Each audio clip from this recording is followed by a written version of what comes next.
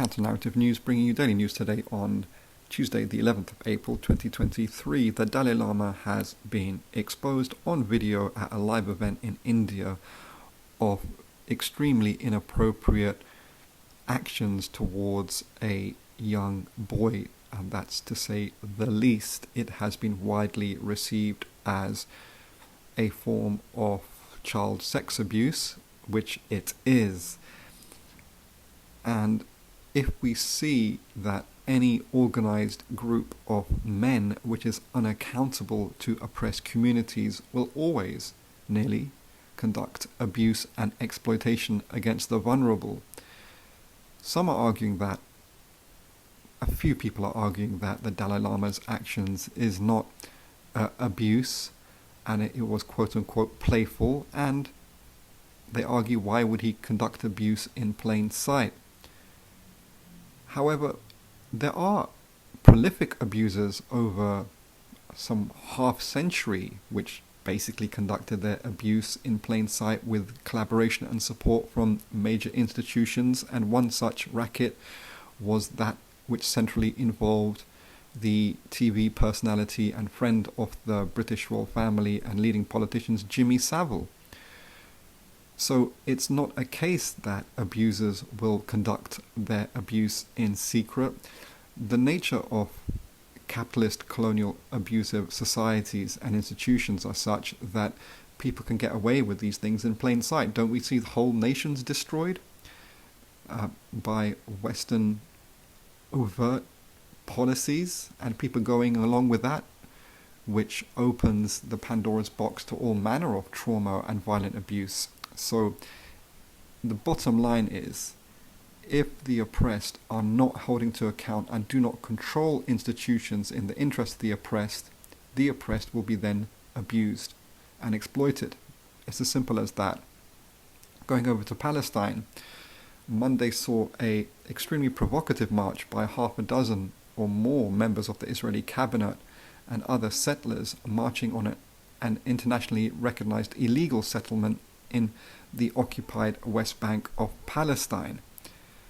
This is all around an escalation of tensions between the white colonial settler state on the one hand and other people, for mostly the Palestinians, resulting in an exchange of violence from Palestinian rockets in South Lebanon, from 6 rockets fired from the Golan or Jolan, and from some rockets fired from Gaza as well. But Israel still is in a very confident and secure position, notwithstanding all of this. There is no strategic threat to the white settler colonial regime, and in the case of Lebanese Hezbollah in Iran, they're being squeezed left, right and center anyway, including by their senior partners in the Moscow leadership. So at the moment, there's no real way out in seeing a development of revolutionary capacity in the region for the time being. Going over to southern Africa, some 160,000 Zimbabweans who've had a work permit in South Africa since around 2007, 2008 are being threatened with mass expulsion, with their permits being threatened to run out this June. It's not just 160,000 workers who have these permits, because nearly all of them have 3 to 4 dependents, i.e. children. So it comprises actually a few million people. This all relates to the fact, the way that South African society and societies in the world in general have shifted so far to the right and to the far right. And central around that is discrimination and racism and quote-unquote xenophobia against migrants. And this has impacted South Africa as well. And really, somewhere like South Africa should show leadership around uniting migrants from across the continent in a Pan-Africanist socialist struggle of anti-colonialism independence towards socialism. But at the moment, that seems to be generally absent.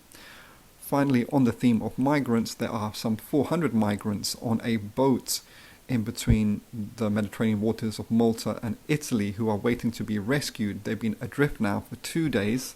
They comprise pregnant women and also disabled people in the boat. The Maltese authorities told a private vessel actually that helped to refuel this migrant boat adrift to not conduct a rescue mission, which means that these people are being left in an extremely vulnerable position with a threat of death by drowning. It's all very indicative of how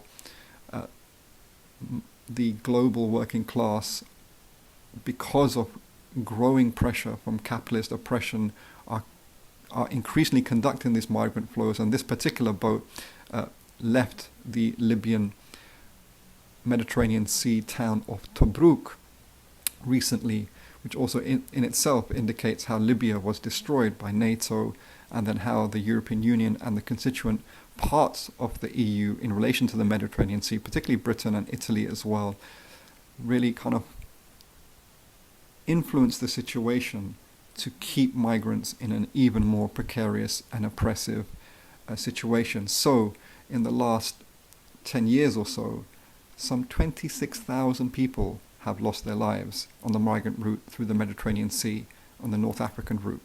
That's Counter Narrative News, bringing you daily news. Please continue to support us by subscribing to our YouTube channel, encouraging your friends and contacts to do similarly, and consider following us on Twitter at counter_CNN. Many thanks.